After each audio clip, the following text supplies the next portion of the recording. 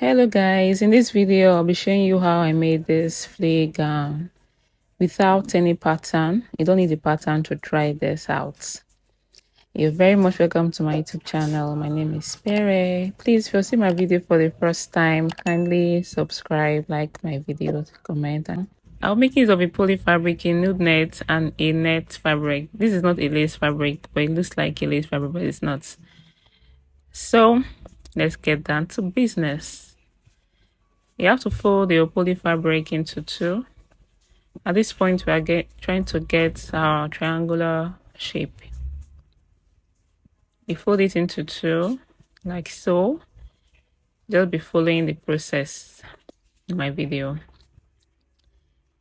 And drag it down to get your triangular shape. Once you're done, I've already written down the measurements I'll be using. So you get your shoulder measurement. I'm making the shoulder measurement of 13. 13 divide 2.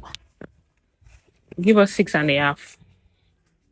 So you take a shoulder measurement of 6.5, or any shoulder measurements that you're making use of. Then you connect the lines. So at this point, I'll be taking the length of the flea gown from that pointed edge. Okay, you can choose to take the length of your gown from the shoulder line. But if you're taking the length of your gown from the pointed edge, make sure you're adding extra inch when you cut off that shoulder line. So you're done, you cut it out like so. Then you take your armhole measurement. The armhole measurement I'm making use of is 14. Divide by 2. You get 7. So once you're done, you connect the lines like so. Then we're going to be working with our chest line. Take your chest measurement, divide it by 4. Then you connect. Once you're done, you connect the armhole down to the chest line like so.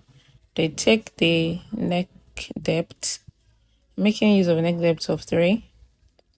Is a baby, so it shouldn't be too deep. Then the neck width of 3.5. Then at this point, we take the midpoint of the armhole. The midpoint of our armhole is 3. Then you connect that midpoint to the chest depth, which is 5. You connect it like so. Our chest depth is 5.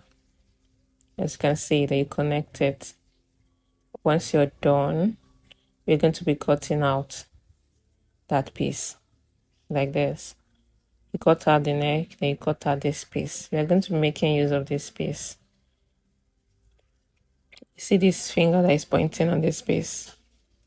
Yes, we'll use this fabric, this piece here, to cut out on the net fabric. So this is how it came out. We cut both the back and front like this. You can choose to cut out your front first before the back. So I'm making use of back and front this way. You use this piece now to cut it out on our net fabric. You can choose to use a lace fabric. I'm using a net fabric. So I'm cutting out the front first because I would like to adjust the back because the back neck depth is too wide. That was the mistake I made. So I cut out the front first.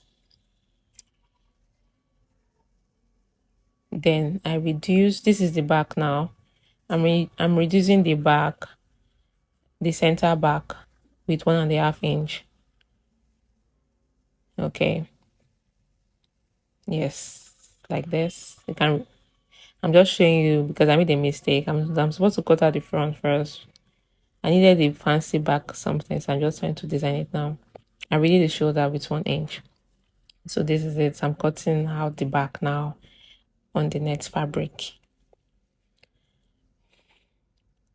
So once you're done, this is how it looks. We're going to cut it out now on the nude net. The purpose of this nude net is standing in as a lining for my net fabric. I don't want to use a bias on the neck, so I need to use this needed to cover it up like this in this video. Look at what I'm doing here. I'm sewing the neck now with an hemming gum. Once I'm done, I'll take it to the ironing table to give it a very good press so that everything will lap in. This is me avoiding to use a bias on my neckline. So I use an hemming gum on both sides, the front and the back, like that. My ironing machine, and I sew, and this is how it is.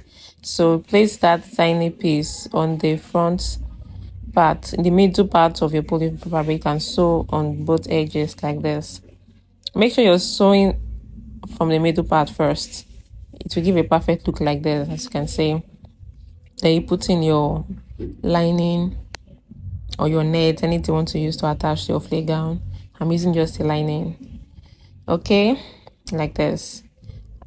I like my lining. I don't like the thread showing at the back of the lining, so everything is hidden inside. You not see a thread out.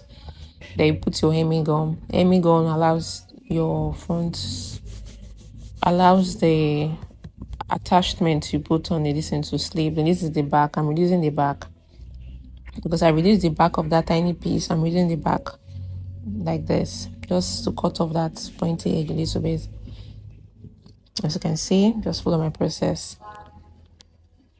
Once you're done, we bring the tiny piece. I divided the tiny piece into two. I cut off the middle part.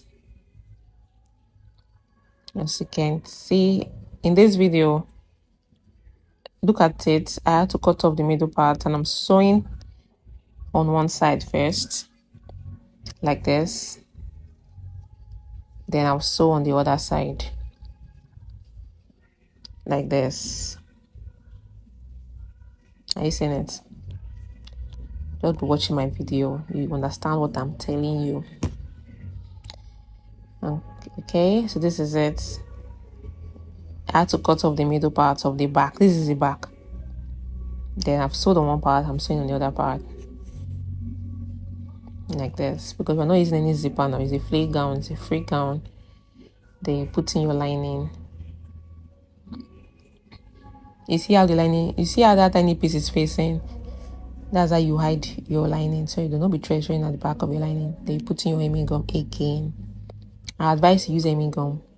If I use hemming gum for your clothes, it makes everything look very neat and fine. Then I'm using a size 12 on both sides of a bias strip because I'm using this bias strip as a rope.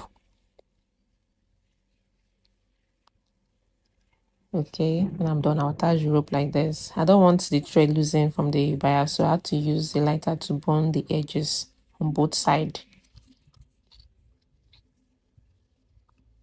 That's our trick. To avoid that bias thread losing, so I have to use the lighter for it. Then when you're done, you attach it like this. This flare gown is very easy to make. You don't need to be a tailor to make this for your princess. And this is the result. Are you seeing how this training is given? When you're done, you can sew the edges of both sides like this. The edges of both sides. I have to take you all through this process. So you see, once you're done, I'm just playing around with the gowns. I'm putting a medium size of a pearl bead around the upper parts just to make it look a little bit fancy. You can choose to make any design on your own flare dress, but this is what I made use of. So this is the result. So when you're done, you have to sew the edges round, and this is what it gave us for a princess. Thank you guys for watching. I'll see you in my next video. Please kindly subscribe, like, comment. Thank you guys. Bye.